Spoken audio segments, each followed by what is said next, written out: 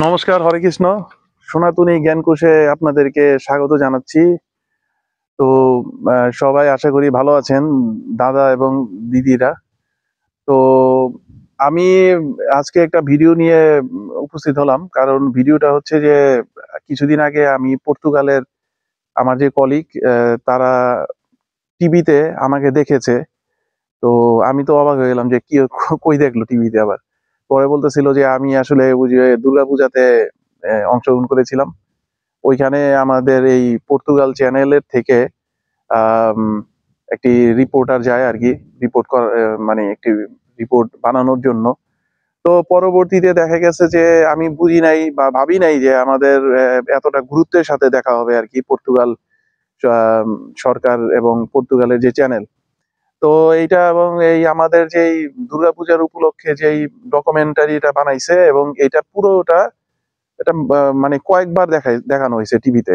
এবং আমার যে কলিগরা প্রত্যেকেই দেখছে, এবং দেখার পরে আমাকেও বলতেছিল যে তোমাকে দেখলাম তোমার গালে রং টং লাগানো, তো তুমিও মানে খুব এক্সাইটেড ছিলা, খুব আনন্দিত ছিলা। তা আমি খুব খুশি হলাম যে আমাদের পর্তুগালের আমরা হিন্দু কমিউনিটি যারা আছি, আমরা দেখা গেছে যে ওইখানে বেশ কয়েক বছর ধরে এই পূজাটা হয়। আর হচ্ছে আমিও ওই পূজাতে গত বছর থেকে ছিলাম, এবারও ছিলাম। তো এবার দুর্গাপূজা আরেকটা মানে আমাদের বাংলাদেশেরই আরেকটা সংগঠন তারা করেছেন। তো আর ভারতীয় সরকার থেকে একটা পূজা হয় প্রতি বছরই। তো সবকিছু মিলে আমি খুবই আনন্দিত। আর আমি একটা মফস্বল শহরে থাকি। এটা একটা গ্রাম্য পরিবেশ, জাস্ট একটা ছোট একটা সিটি। এদিকে এটা হচ্ছে পৌরসভা, বা পৌরসভা না ঠিক, এই এটা এই অফিসটা হচ্ছে আপনার ইউনিয়ন কাউন্সিল অফিস আর কি, কাউন্সিল অফিস। তো এবং এখানে একটা ছোট্ট পার্ক আছে। আমি একটু যদি ঘুরিয়ে দেখাই আপনাদেরকে, জাস্ট ঘুরিয়ে দেখাই এখানে। আহ, তো আসলে খুবই একটা চমৎকার জায়গায় আছি আমি।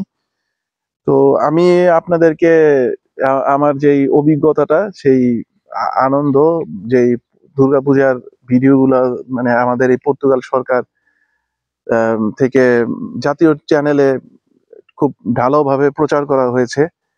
তো আমি খুবই মানে আনন্দিত এই দেখা মানে ভিডিওটা দেখার পরে। তো আমার কাছে পুরো ক্লিপটা এখনো নাই, আমি পুরো ক্লিপটা হাতে পেলে আমি আম, আমাদের চ্যানেলে আপলোড করব। পর্তুগিজ ভাষায় হয়েছে। আর হচ্ছে যে আমি আমার বন্ধুর কাছ থেকে, বন্ধুর ভিডিও ক্যামেরা থেকে, মানে মোবাইল থেকে আমি জাস্ট ভিডিও করেছি অল্প একটু। ওই ক্লিপটা আপনাদেরকে দেব। এবং আমার কাছে কিছু ওই সময়ের যখন শুট করা হয়, ওই ওই ওই ক্লিপটাও আমি আমাদের এই চ্যানেলের মধ্যে এই ভিডিওর সাথে যুক্ত করে দেব। তো আশা করি ভালো থাকবেন, আর আপনাদের সহযোগিতা কামনা করি। আমাদের চ্যানেল আরো উত্তর উত্তর ডেভেলপ হচ্ছে। বিশেষ করে আমি এই যখন দুর্গাপূজার বিভিন্ন নাট্যানুষ্ঠান হয়েছিল এবং নৃত্য অনুষ্ঠান হয়েছিল, তো যারা পার্টিসিপেট করেছে এবং ওদের যে ভিডিওগুলো, ওনাদের ভিডিওগুলো আমি শেয়ার করেছিলাম। তো দেখলাম যে অনেক ভিউ হয়েছে আমাদের এই চ্যানেলে। অনেক অনেকে দেখেছে আর কি, অনেক খুশি হয়েছে সবাই। সবাই খুব প্রশংসা করেছে। এবং এই যে এই মা দুর্গাকে নিয়ে যেই নাট্যানুষ্ঠানটা হলো, দশভূজা, যেই ইটা করে আর কি তারা, পুজো এই কি বলে অভিনয়টা যে করেন তারা। তো সেটা দেখা গেছে যে মানে খুবই অসাধারণ ছিল, খুবই অসাধারণ। মানে আপনারা মানে যারা দেখেন নাই, আশা করি দেখবেন, কারণ এত ভালো ছিল। আমি মানে আমি কেন, আমি প্রত্যেকেই মুগ্ধ হয়ে গেছে। এবং বিশেষ করে বিদেশের মতো জায়গায়, ইউরোপের মতো একটা জায়গায়, ইউরোপ তো না, বাংলাদেশও এরকম পুজোতে এত সুন্দর অভিনয়, এবং প্রত্যেকে কিন্তু কেউই কোনো প্রফেশনাল ছিল না। প্রত্যেকেই মানে এতটা ডেডিকেটেড ছিল, এবং ভগবানের আশীর্বাদ না থাকলে এইরকম পারফরমেন্সটা হয় না। তো যাই হোক, ভালো থাকবেন, ঠিক আছে, নমস্কার। আমি ক্লিপটা শেষে অ্যাড করে দিচ্ছি, আমি কিছু যুক্ত করে দেবো। ঠিক আছে, নমস্কার, বাই।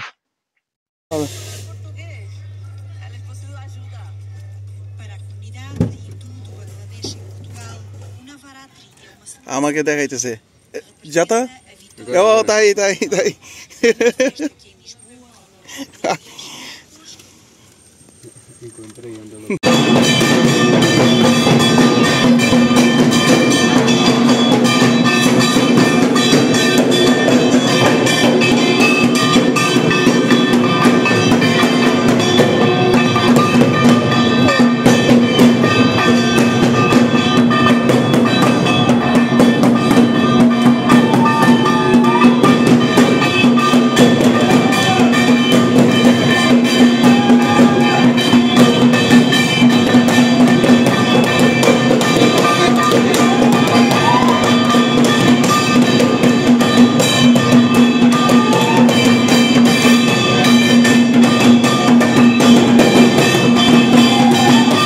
এখানে এই সাংবাদিকরা এসে ভিডিও ফুটেজ নিচ্ছেন, তো আমি সেই সুযোগে একটু ছবি তুললাম, ভিডিও করলাম আর আপনাদের সাথে শেয়ার করতেছি যে পর্তুগালের পূজার অভিজ্ঞতাটা সম্পর্কে।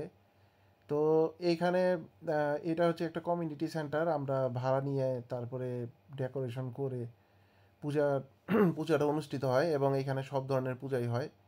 তো এখানে পর্তুগালে ভারতীয় হাই কমিশন থেকে একটা স্থায়ীভাবে একটা মন্দির আছে, একটা না দুইটা মনে হয় আছে, আর এমনি ইসকন মন্দির আছে। তো আমাদের বাংলাদেশি কমিউনিটি হিসাবে আমরা এখানে পূজাটা করি ভাড়া নিয়ে। এটা হচ্ছে শিমুল দা, উনি অসুরের চরিত্রে অভিনয় করেন। আর এইখানে যে পর্তুগিজ যে সাংবাদিক এসেছিলেন ওনার সাথে আমি কথা বলেছি, উনি হচ্ছে ওনার দাদু দিদা, ওনার আগে গোয়াতে ছিলেন। পর্তুগাল একটা সময় গোয়া শাসন করতো ভারতের।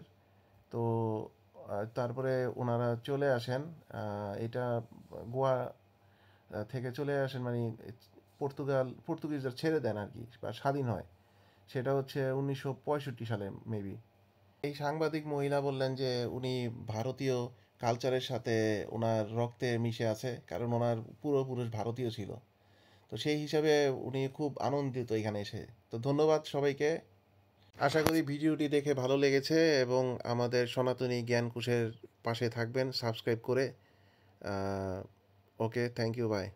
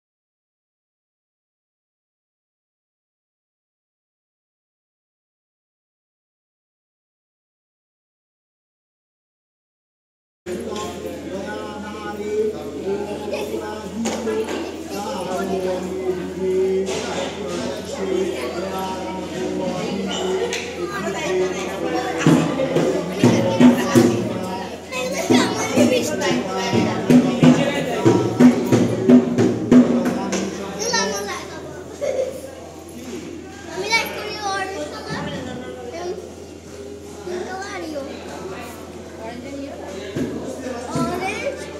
and pink.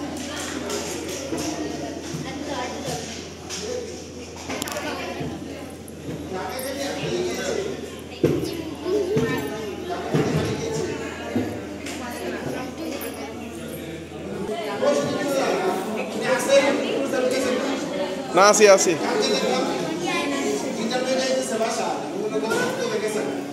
না নিয়ে গেছে আমি জানি না আমি কই না গেছি এই লয়ে গেছে